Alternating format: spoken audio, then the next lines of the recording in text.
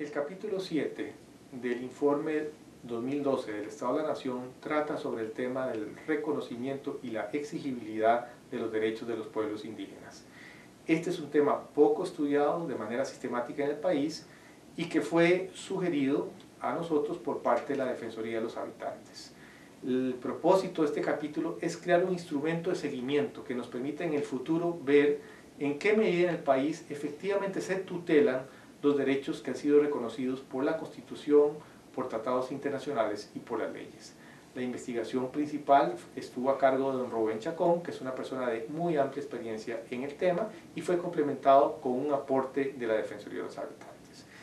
Insisto que el principal objetivo de esto es crear un instrumento que nos permita en el futuro dar seguimiento a esta situación. ¿Cuáles son los principales resultados? Bueno, en primer lugar, hacemos un análisis de la situación social y demográfica de los pueblos indígenas y lo comparamos con hace 11 años, cuando en el censo del 2000 se hizo una radiografía similar, y lo que se encuentra es que, en primer lugar, los pueblos indígenas están sufriendo una transición demográfica muy similar a la del resto del país, por medio de las cuales baja la fertilidad, la natalidad y la mortalidad. En segundo lugar, que ha habido una muy importante ampliación en el acceso de los pueblos indígenas a los servicios básicos, a la educación y a la salud, y también cierta penetración de las tecnologías modernas de información.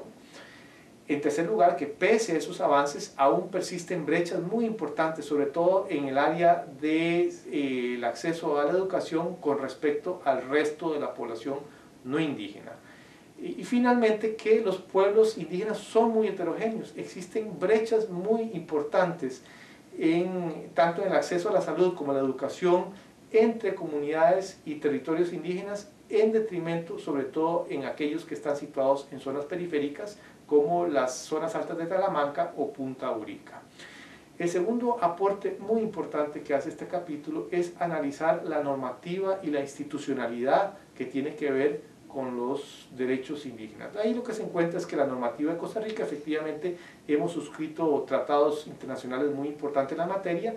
La mayoría de las leyes que tienen que ver con el tema fueron aprobadas hace varias décadas y no ha habido una evolución reciente. De hecho, lo que se encuentra son decretos del Poder Ejecutivo. Y, por ejemplo, la Asamblea Legislativa tiene 18 años sin aprobar un proyecto de ley de desarrollo autónomo de los pueblos indígenas, que sería muy importante en esta materia.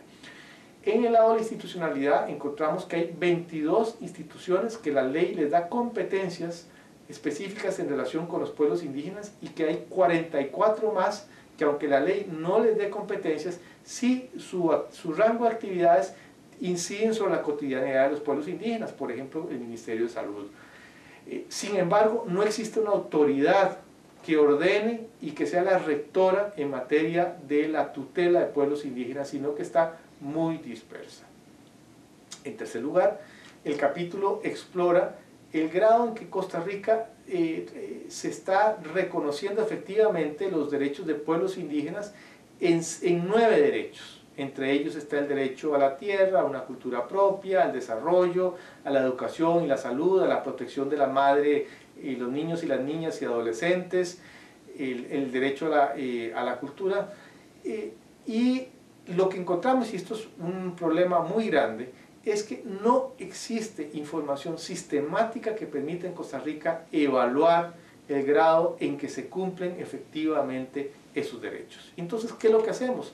Recabar información primaria, señalar desafíos de investigación que nos van a dar la pauta de lo que en el futuro le estaremos evaluando. Pero en este momento el país no puede certificar, por falta de información, cuál es el grado de cumplimiento que le da a los derechos de los pueblos indígenas. En resumen, 8 culturas, 24 territorios que abarcan el 7% del territorio nacional, 104.000 personas indígenas según el último censo, con todo un aparataje institucional y una legislación.